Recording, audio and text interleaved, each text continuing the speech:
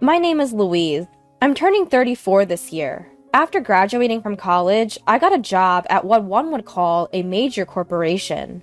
Our company, known to just about anyone, offered a decent salary, even for new hires. However, a high salary came with a price. I had to travel for business or training about half of the month, and working overtime and on holidays was usual. It was a pretty tough job, but I felt fulfilled. By the time I turned 28, I was promoted to be the department head, a quick progression, pretty rare for a woman. 4 years ago, I married my boyfriend of 2 years, Brian.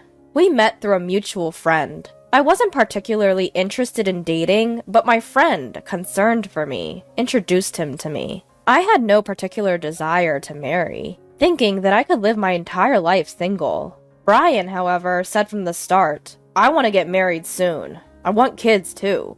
Raising them when we're older is going to be harder, right?" I didn't want children, and I found the thought of getting married to be absurd when we hardly knew each other. Plus, I had just been promoted and couldn't think about getting married and pregnant. Even when Brian brought up the topic of marriage, I would gently reject it, saying, "You're rushing. We need to get to know each other better. Besides, with marriage, it's not gonna be just about us." To this, Brian suggested, Okay.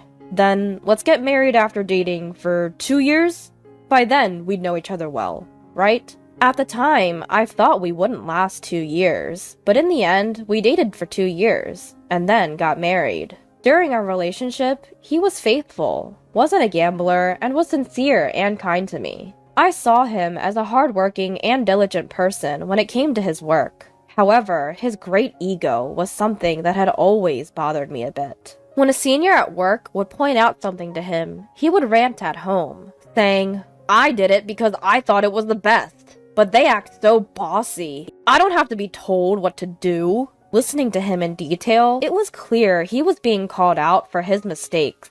But it seemed like he couldn't stand being criticized, whether it was by a superior or not. When we decided to have dinner with both families for greetings, for some reason, he picked a restaurant that charged over $200 per person and asked me to pay half since it was so expensive. I suggested a less expensive place, but Brian insisted. "This is important. If I choose a cheap restaurant, they'll think I'm stingy," and wouldn't listen. If that's the case, he should handle it all himself. But he said, "I can't cover 8 people with my salary.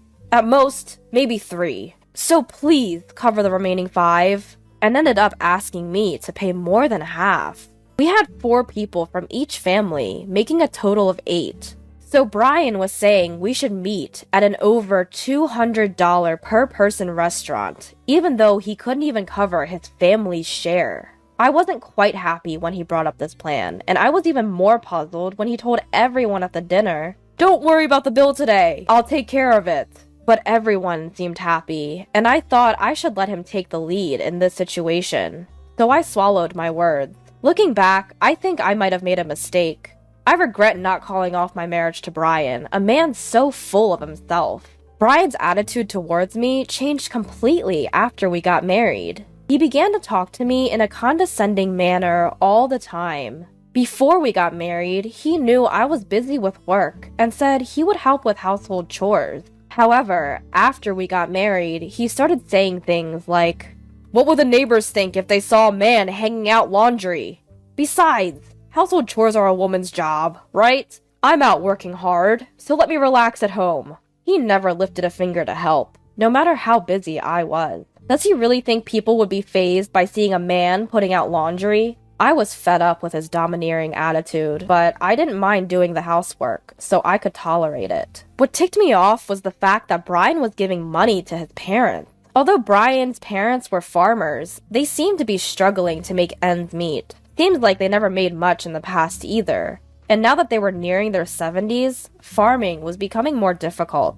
Because of this, they would frequently call Brian to send them some money. At first, I thought it couldn't be helped since they were struggling, but within 6 months of getting married, Brian started giving all his salary to his parents. Brian wouldn't contribute any money for our living expenses. I once told him, "This is so much! It's ridiculous to cover all the living expenses with my salary alone." But Brian replied, "How can you say such a thing when my family is in trouble? They're your family too.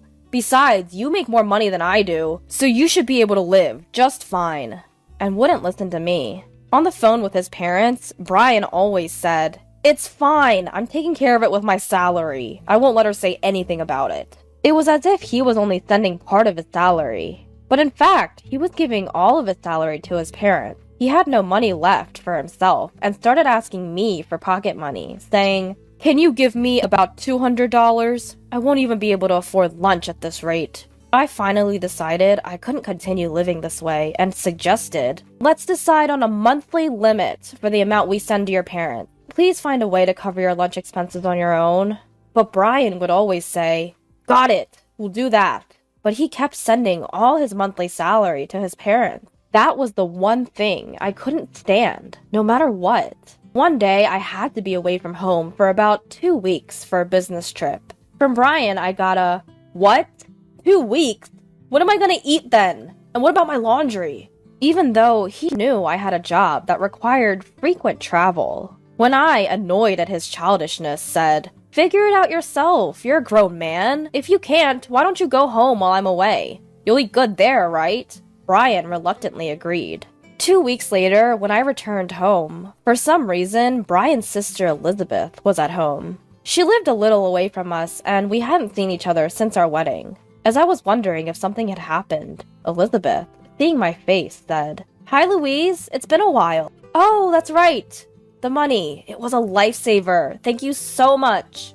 With a beaming smile, saying things that made no sense to me. Without even having the time to put away my luggage, I asked Elizabeth, "Money? What are you talking about?" Then Elizabeth, without any hesitation, said, "Huh? Brian said that since you have some savings, he'd provide for my startup capital. He told me not to worry because that's at least $1 million. I didn't understand at all. At that moment, Brian entered the room holding my passbook and seal. As soon as Brian saw my face, he said, "Oh, welcome back. Good timing. I'm going to give your savings to Elizabeth. You know Elizabeth, she's a nail artist, right? She's always wanted her own shop. It seems like she's been saving her own money, but she's about $1 million short. I remember that the savings you've had since you were single is exactly $1 million, so I told her to come get it." He then handed the passbook and seal to Elizabeth, saying with a smile, "You're lucky. This will make your dream come true. Be grateful, okay?" I couldn't hold back anymore and snapped, "What are you talking about? That's my money. Why are you deciding that on your own? I mean, I could understand if you said you'd lend it. We'd need a promissory note and a promise to pay back a certain amount each month, right? Without doing any of that, what do you mean you're going to give away someone else's savings?" I then took the passbook and seal back from Elizabeth. Brian looked at me and said, "What? We're family, aren't we? It's ridiculous to write a promissory note for family members. Besides, we're not lending this. We're giving it. You don't even have a hobby because you're always working, right? It's a waste to just hold on to money. Elizabeth has a dream. Isn't it more meaningful to use it to make that dream come true?" And then he glared at me. Upon hearing Brian's words, I understood he was someone I couldn't communicate with. Just when I thought it was a waste of time to continue the conversation, Brian said, "This money is too good for you, so I'm giving it to Elizabeth. You'd only waste it. You can just work and save up again. Understand? If you still want to argue, we'll get divorced." Seeing this as an opportunity, an idea sparked my mind. I quickly responded, "All right, let's get a divorce. I'll write up the divorce papers and send them to you. I'll come pick up my things soon. Until the divorce is finalized, I'll stay at a hotel. Bye for now." And with that, I grabbed my luggage from a business trip and left the house swiftly. Brian was stunned by my sudden decision, but after a while, he sent multiple texts, saying things like, "You can still come back if you apologize now," and "Elizabeth says she'll forgive you for what happened today, as long as you give her the money. So stop being stubborn and come back."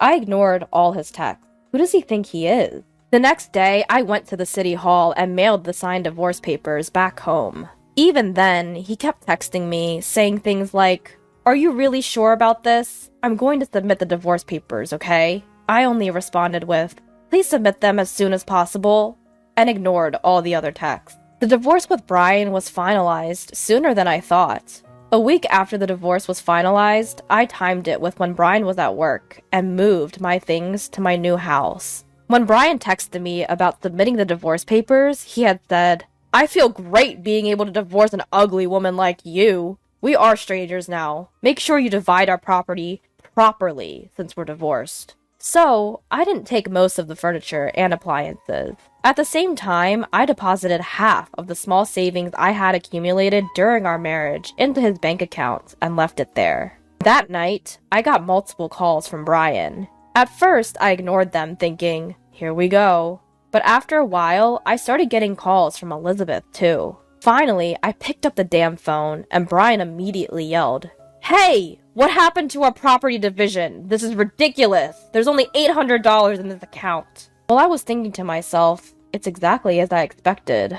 I told Brian, "See, I did split the property. We originally had $1,600 in our joint account, right? I left you with half of it, so $800. And all the furniture and appliances were purchased after our marriage, so I left them all behind.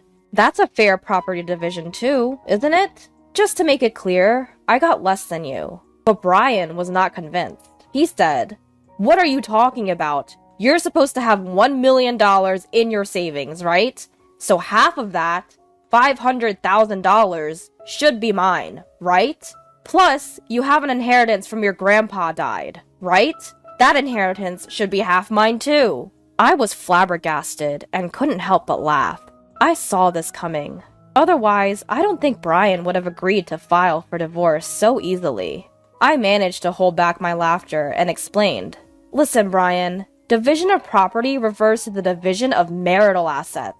My savings from when I was single and the inheritance I received do not fall under marital assets. I don't know who you heard about property division from, but I consulted a lawyer and split our marital assets properly. The money we saved after getting married was actually all earned by me. You never contributed to our household expenses, remember? Be grateful that I even divided that." Brian said, "You're lying. There's no way that's true. You can't fool me. Hand it over properly, or I'll sue you," he desperately yelled with a shaky voice. But I calmly told him, "Go ahead. If you can sue me, then do it. I haven't deceived you in any way. Plus, I've done the property division fairly. I'm not afraid of being sued." Upon hearing this, Brian flusteredly said, "Wait, let's forget about the divorce. I was wrong. Come back to me." He completely backpedaled and asked for reconciliation. I replied, "What are you talking about? The divorce has already been finalized, and I have absolutely no intention of going back. This is not a joke." And then I added, "Since this is the end, let me tell you, if you plan on continuing to live there, you have to pay the rent yourself. The rent is about $1,800 a month. You probably didn't know because you've never paid for it." When I said this, Brian replied in a weak voice, "There's no way I can afford that." If he can't pay, then he just has to leave. That's none of my business anymore. After that, it seems that Brian went back to his parents' house because he couldn't afford the rent. Unable to come up with the moving expenses, Brian sold the furniture and appliances I left behind for moving expenses.